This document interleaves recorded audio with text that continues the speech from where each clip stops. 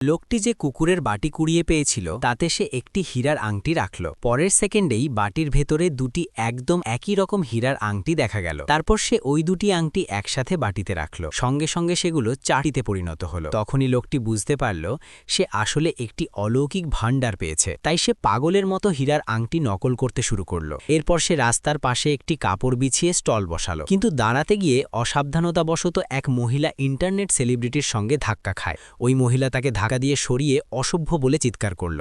তারপর সে লক্ষ্য করল তার সদ্য কেনা $3000 হাই হিল জুতা ভেঙে গেছে। সে সঙ্গে সঙ্গে লোকটির কাছে ক্ষতিপূরণ দাবি করল। লোকটি পকেট হাতড়ে দেখল তার কাছে মাত্র $90 আছে। তাই সে $10,000 মূল্যের একটি হীরার আংটি তুলে দিয়ে ক্ষতিপূরণ দিতে চাইল।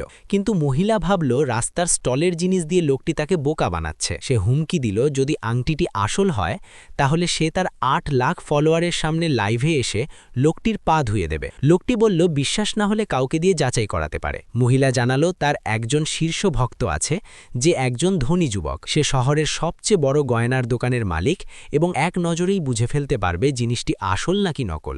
এরপর সে তার সেই শীর্ষ ভক্ত জো নামের ধনী যুবককে ডাকল। জো আংটির উজ্জ্বলতা ও কাটিং ভালো করে পরীক্ষা করে সঙ্গে সঙ্গেই বুঝে গেল এটি আসল।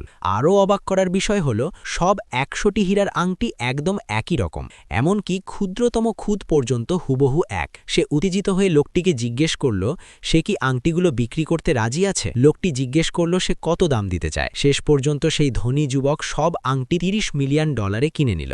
এই দৃশ্য দেখে মহিলা ইন্টারনেট সেলিব্রিটি